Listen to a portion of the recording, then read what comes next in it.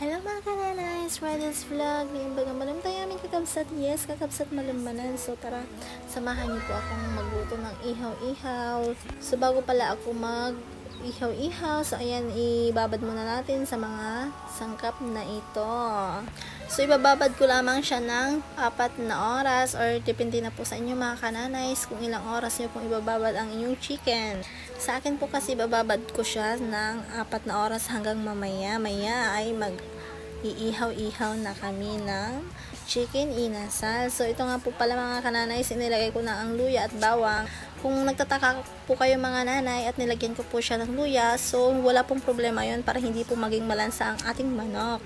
At nakadepende na rin po sa inyo mga kananay kung lalagyan nyo siya ng luya dahil wala nga po akong leaves na tinatawag nila, yung Ilocano is barbarani. So nakalimutan ko kung ano po yung Tagalog niya. So ngayon, ang Tagalog ng barbarani is tanglad daw ba yun? Ewan ko ba? Basta tanglad or barbarani, basta Ilocana po kasi yun eh.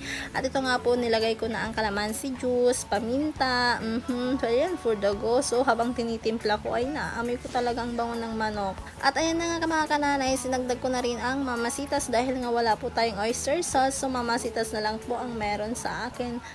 At ito nga po mga nanay, saluhin po lang po natin para po sa ingredients niya at mahalo-halo po natin lahat. So halo-halo.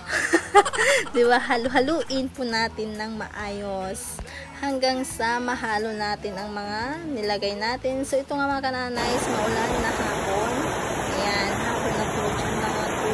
Maulan po dito. At ito nga po na pagkatapos na po ng 4 na oras ay hahanguin na natin sa pinagbabaran natin dahil nga po ay mag-iihaw-ihaw na tayo kasi nga hapon na.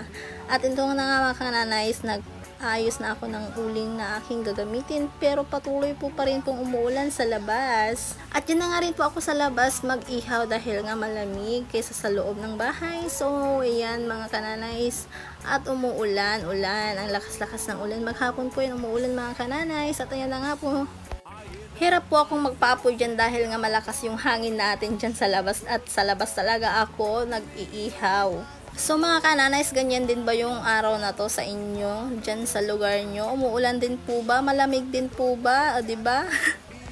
Ngayong tag-ulan, masarap uminom ng mainit na kape mga kananays. Pero ako hindi ako umiinom ng kape, just Milo lang. So enough na yun sa akin. At ito na nga mga kananays, inalagay ko na nga rin po itong manok natin. Dahil nga po hapon na dyan, mga bandang 5 PM. So ayun guys, medyo malakas-lakas pa yung ulan at lumalakas pa nga talaga yung ulan natin dyan sa hapon na yan.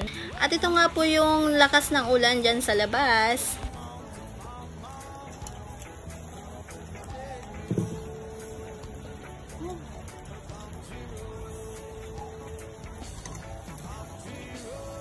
At ayan na nga mga kananays, nilalagyan ko ng toyo at mantika. So parang pinakasos na po yun. At habang nga po ako nag-iihaw ay naamoy ko na po talaga ang kanyang bango. At ako na nga po ay nagugutom habang nag-iihaw. Agoy, for the go. At ito nga po yung isang manok ay inilagay ko na nga rin para po sabay-sabay po silang maluto. At ayan na nga po, nakakataka, may tsura pa lang ng manok na yan. So sa mga mahilig mag-inasal dyan, gumawa na lang po kayo sa mga bahay nyo at kaya nyo namang gawin to.